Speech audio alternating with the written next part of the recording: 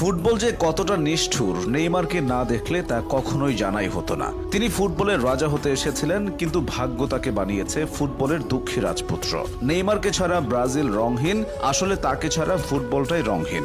Neymar ইনজুরিতে পড়েন, ফিরে এসে আবার ইনজুরিতে পড়েন, আবার ফেরার চেষ্টা করেন, এভাবেই কেটে গেল 10টা বছর। নেইমার ভক্তরাও শিখে গেছেন অপেক্ষা কাকে বলে, আক্ষেপ কাকে বলে।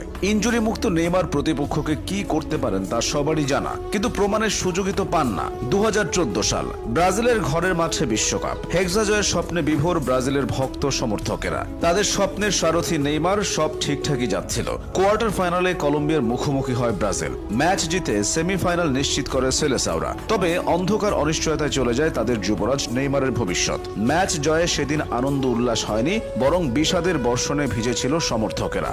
কলম্বিয়ান খেলোয়াড়ের করা এক অপ্রয়োজনীয় ট্যাকেলে শত কোটি সমর্থকদের হৃদয়ে রক্তক্ষরণ ঘটিয়ে স্ট্রেচারে করে মাঠ ছাড়েন নেইমার। মেরুদণ্ডে বড়সড় ক্ষতি হয়। তারপর থেকে বারে বারে ইনজুরিতে পড়েছেন, হারিয়েছেন স্বাভাবিক ছন্দ, জুটেছে অভিনেতা তকমা। রাজপুত্র থেকে রাজা হওয়া হলো না। নেইমার সম্ভবত বিশ্বের একমাত্র ফুটবলার যিনি কিনা টানা 3টা বিশ্বকাপ ইনজুরি নিয়ে খেলেছেন। 2014 বিশ্বকাপের ভয়াবহতা ভুলে 2018 সালের বিশ্বকাপে এসে আবারও দুঃসংবাদ পান নেইমার। এই বিশ্বকাপে তিনি পুরোপুরি ফিট ছিলেন না। তার উপর প্রতিপক্ষ খেলোয়াড়ের ট্যাকেলের পর বারবার মাঠে ড্রাইভ দেওয়া নিয়েও সমালোচনার শিকার হন। এরপর আসে কাতার বিশ্বকাপ, এবারও ইনজুরির হানা। তবুও ক্রোয়েশিয়ার বিপক্ষে নেইমার সেরাটা দিয়েছিলেন। বারবার প্রতিপক্ষের রক্ষণে ত্রাস ছড়িয়েছেন, গোলকিপারকে কাটিয়ে দুর্দান্ত গোলও করেন। তখন কে ভেবেছিল কয়েক মিনিট পরই আরো একটি দুঃখের গল্প রচিত হবে? মেসি রোনালদোর মতো নেইমারও বড় বড় শিরোপা জিতেছেন।